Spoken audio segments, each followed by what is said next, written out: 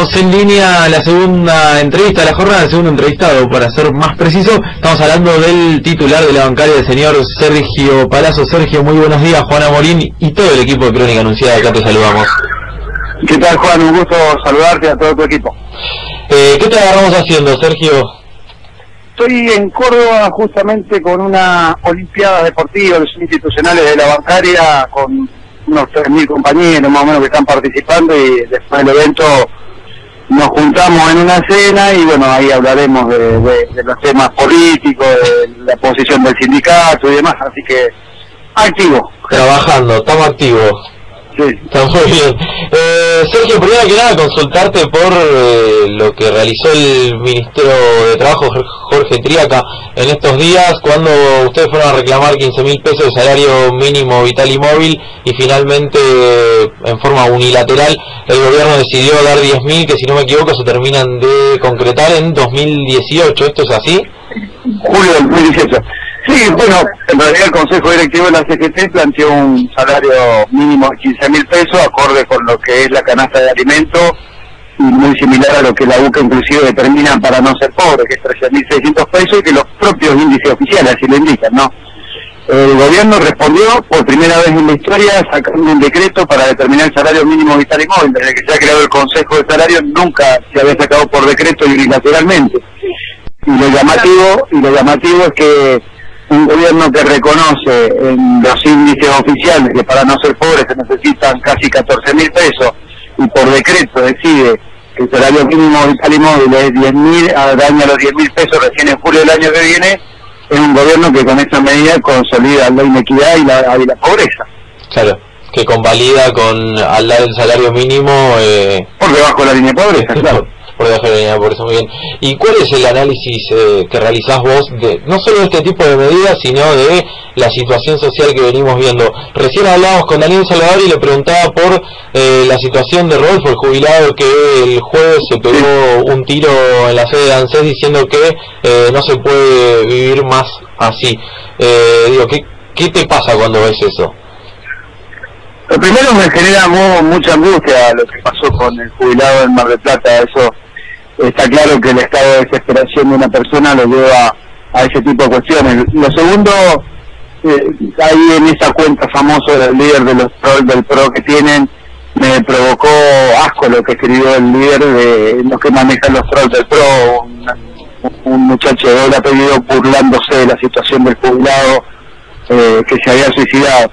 Pero es consecuencia de la desatención del Estado sobre los jubilados, que no es de ahora, hace muchos años, y que ahora se ha profundizado muchísimo más, porque si crece la pobreza, decrece el poder adquisitivo del salario de una jubilación, y hay 1,5 millones más de pobres en la Argentina, significa que las políticas que han tomado en estos 18 meses han apuntado precisamente a profundizar la pobreza y a profundizar esa necesidad, y la verdad que me genera una profunda angustia, una profunda bronca.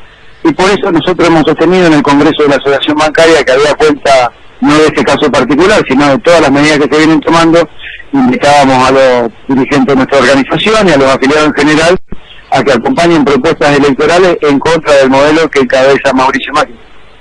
Y justamente, Sergio, ¿cómo estás? Rocío Creo te saluda. En 2 semanas vimos una cantidad de hechos increíbles, no solo van contra los trabajadores, sino que vimos el tema de las pensiones a discapacitados, por viudez, represión.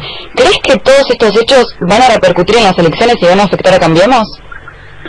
Ojalá repercutan en las elecciones, afecte a Cambiemos, y quienes ganen cumplen su verdadero rol de opositores y no obtengan el voto opositor y después le terminen votando todas las leyes que el gobierno les pide, detrás de los que son gobernadores, detrás de esa ética de la responsabilidad dicen tener para gobernar y que tienen que votar barbaridades al gobierno, o los que son pseudo opositores que le terminan convalidando todo. Ojalá haya un voto mayoritario hacia sectores de la oposición, y esos sectores de la oposición después en el Congreso hagan sentir su número. No puede ser que el 2/3 de la sociedad vote en contra de un modelo político, económico, social, y ese modelo después, aunque no tenga mayoría y sea 1/3 en la vida política argentina, se imponga y acreciente la brecha que hoy hay. Porque hoy la grieta no es entre los de un lado y del otro políticamente, la grieta es entre los que pueden y no pueden comer, pasó a ser en Argentina. Esa es la grieta, y de la grieta que no hablan los medios concentrados. Siguen hablando de la grieta de que si Cristina sí, que si Macri sí, y en realidad lo que venían a hablar es del pueblo, y la grieta está, y la grieta es que los ricos son más ricos y los pobres son más pobres. Sergio, en este marco que planteas, marco social que planteas, las dos CTA, la CTA de Hugo Yasky y la CTA de Pablo Micheli, ya plantearon que van a hacer una medida de fuerza en conjunto. ¿Crees que están dadas las condiciones para también desde la CGT plantear una medida de fuerza y que no quede deslucida como el paro general?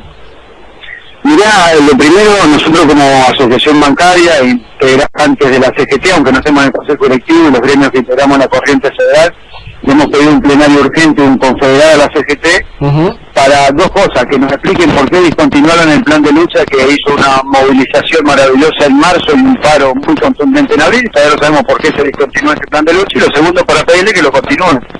Yo creo que un minuto más que nosotros no confrontemos con este gobierno desde el movimiento obrero es un trabajador que pierde su empleo, salarios que caen y más familias con problemas en el país. Y el movimiento obrero tiene una responsabilidad histórica en este momento, que es lograr, o el que mayor posibilidad tiene de lograr, la efectividad para que se frenen estas políticas de ajuste. Por eso vamos a reclamar a la CGT que se decrete la continuidad del plan de lucha. Ellos decidirán si es primero con una marcha, con un paro, pero no puede ser que tenemos desde abril hasta ahora la situación con el gobierno como ha avanzado, despidiendo, bajando salario, imponiendo un salario mínimo vital y móvil por decreto, quitándole pensión a las personas discapacitadas, a los menos pudientes de la Argentina, y que desde la CGT miremos, no me digo para otro lado, pero miremos tranquilamente lo que está pasando. La CGT debe enarbolar ya la restitución de un plan de lucha, y si puede coordinar con las dos CTA, mejor, y si no, lo tendrá que hacer la CGT por sí. ¿Crees que la CGT tiene un rol sumiso frente al gobierno hoy? Yo creo que después de abril ha tenido un rol pasivo, pensando que se nos va a acusar que todo lo que hagamos es por política, porque hay un proceso electoral y tiende a perjudicar al gobierno actual y favorecer la oposición. Y la verdad que ese discurso a nosotros no nos tiene que calar. Si los medios hegemónicos y los comunicadores sociales del gobierno quieren poner ese debate, que lo pongan. Nosotros tenemos otro tipo de responsabilidad. No estamos para agradarle a los multimedios o a los comunicadores sociales, estamos para cumplir una función, y los trabajadores requieren que esta función se cumpla porque están perdiendo su empleo. Claro, el problema sería que una medida de fuerza de la CGT termine como el paro general, en donde terminó con conflictos internos, se robaron incluso el atril, y el gobierno nacional terminó sacando rédito político de eso. Bueno, a ver, cuando vos haces una medida, yo recuerdo cuando fue el tema del atril y eso. Claro. Creo que fue un rol estratégico de la conducción de la CGT no haber anunciado el día que se iba a hacer el paro. Claro. Porque terminaron diciendo que el paro era la primera semana de abril, y ponerle la fecha, punto, y se acababa la discusión. Poner la fecha, lo recordamos. La marca de la décima parte, yo me quedo en poner la fecha.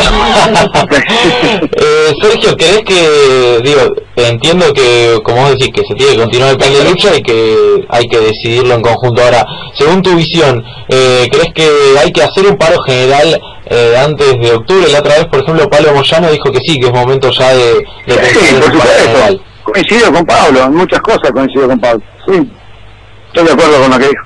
Debería ser... No, sí. Debería ser antes de octubre una medida de fuerza, claro que sí. Perfecto. Y ya para ir cerrando, justamente te quería consultar por el regreso de Cristina Fernández de Kirchner a la arena política. Si bien, como veníamos hablando de la situación social, como vos decías, más allá de Cristina, de Macri, la gente la está pasando mal. Y punto, ¿cómo crees que influencia, cómo crees que mueve el mapa la irrupción de Cristina Fernández de Kirchner en provincia de Buenos Aires? ¿Y qué crees que va a pasar de cara a las elecciones? A mí me parece bien que la expresidenta se presente en una lista por diversos motivos. El primero de ellos porque salda un debate que hasta ahora se da en los medios, vinculado a la corrupción y al gobierno de ella. Tiene la posibilidad desde el escenario político de hacer su defensa política de su gobierno y de las acusaciones, porque la verdad que en la justicia argentina y particularmente en la federal creo que ya nadie cree, se opera políticamente más que judicialmente. Lo segundo que me parece bien es porque dentro del marco de la discusión política de su gobierno versus este gobierno, me parece que tiene mucho para ganar. Pero si bien hoy el caballito de batalla es dejaron el 30% de pobre en la Argentina, supongo que la expresidenta podrá explicar que cuando recibió el gobierno lo recibió con el 60%. Querés ponerle el número de 30% de pobre, habría que reconocerle que bajó el 30% de la pobreza, de ese 60% que habían generado políticas neoliberales similares a las que se están impulsando hoy. Claro. Si quieren discutir de corrupción, va a tener la oportunidad también de discutir que si la corrupción en la obra pública, el principal contratista de obra pública en la Argentina, durante los últimos 30 años o 40 años ha sido la familia Macri. En todo caso, me parece que cuando termine la discusión, me parece que el escenario de a quien miren con otros ojos los ciudadanos respecto a la corrupción no va a ser tanto la expresidenta, sino el presidente actual o la familia del presidente actual. Y desde otro punto de vista, sin duda que la base electoral de la expresidenta es muy alta, y creo que es la única que está en condiciones de hoy poder darle o propinarle una derrota electoral a este gobierno que le ponga un freno al ajuste. Claro. Y además no tengo ningún problema en decirlo, a ver, independientemente de que mi origen partidario es radical, soy afiliado a la Unión Cívica Radical, nunca acordé con que mi partido esté dentro de la Alianza Cambiemos. La expresidenta lleva 2 dirigentes, compañeros míos de la corriente federal, dentro de los 10 lugares primeros para diputado nacional, más el compañero Yasky, que también es dirigente sindical, con lo cual, si hay 3 compañeros de la dirigencia sindical que van a ocupar un lugar en el Congreso, no tengo ningún problema tampoco en decir que le voy a acompañar con mi voto la propuesta de la expresidenta. Muy bien. Bueno, Sergio, clarísimo como siempre, te agradecemos muchísimo por tu tiempo y quedamos en contacto, va a ser un año largo este. Sí, como no, va a ser un placer. Un abrazo grande. Un abrazo grande, Sergio.